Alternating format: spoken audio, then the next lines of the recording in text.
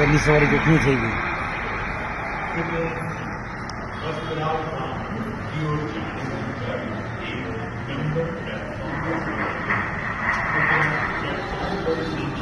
Flight में तो अब मैं अपनी पूरी लाइफ नहीं बैठूंगी। आप अभी कभी दोबारा फ्लाइट में नहीं बैठोगे, आप ऐसा बोल रहे हो? नहीं, नहीं।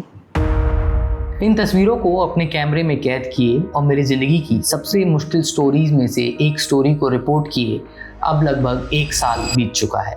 इन तस्वीरों में जो दर्द और आंसू आपको नजर आए उन्हें मैंने बेहद करीब से देखा।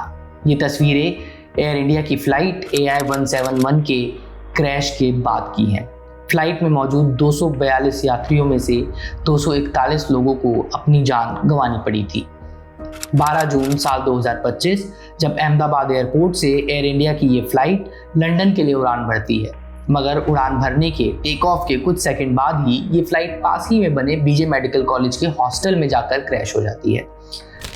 260 से ज़्यादा लोगों की जान जाती है। फ्लाइट में मौजूद सभी यात्री सिवाय एक के मारे जाते हैं। इन्हीं यात्रियों में मौजूद थे मुक्ति के माँ बाप, वही मुक्ति जिसको आपने वीडियो के शुरुआत में ये कहते हुए सुना कि वो अब कभी फ्लाइट में नहीं बैठेगी। पहले क्या था कि पहले एक्साइटमेंट थी या सक्सेस होता था, मम्मी पापा के भी सपने जुड़े होते थे मेरे साथ। लेकिन अभी ऐसा है कि उन्होंने नहीं देखा वो चीज़, तो मुझे भी अंदर से रिग्रेट होता है या अंदर से दुख होता है कि उन्होंने नहीं देखा तो मुझे भी नहीं देखना। तो वो चीज़ अभी नहीं हासिल करनी है, नहीं अचीव करनी है। और फ्लाइट में तो अब मैं अपनी पूरी लाइफ नहीं बैठूंगी। आप अभी कभी दोबारा फ्लाइट में नहीं बैठोगे, आप ऐसा बोल रहे हो? नहीं, नहीं।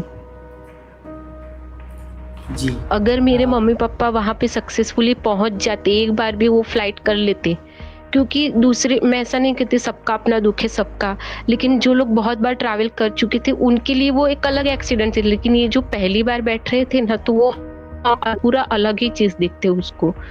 तो इसलिए मुझे, मतलब मेरे बाकी सिबलिंग का नहीं पता, लेकिन मैं तो नहीं बैठूंगी कभी।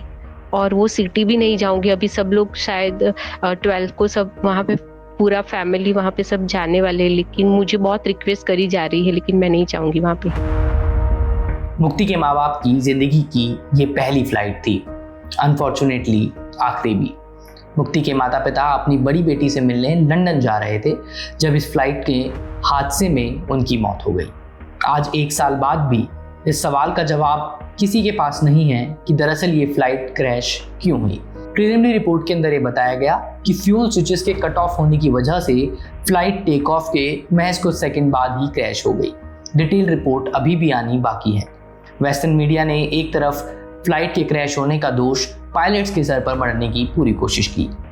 जिस कंपनी का ये विमान था उसका नाम बोइंग है। बोइंग अमेरिका की एक बेहद बड़ी कंपनी है।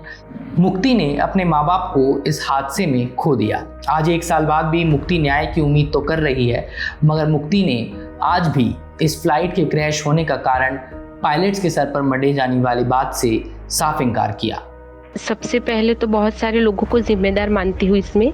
सबसे पहले तो वो मैन्युफैक्चरिंग कंपनी, फिर एयर इंडिया, क्योंकि उनका भी मेंटेनेंस का बहुत लैप्स था। उसी दिन सुबह वो फ्लाइट आई तभी बहुत हंगामा हुआ था, बहुत सारी चीज़ें ऑन रिकॉर्ड है उसमें भी।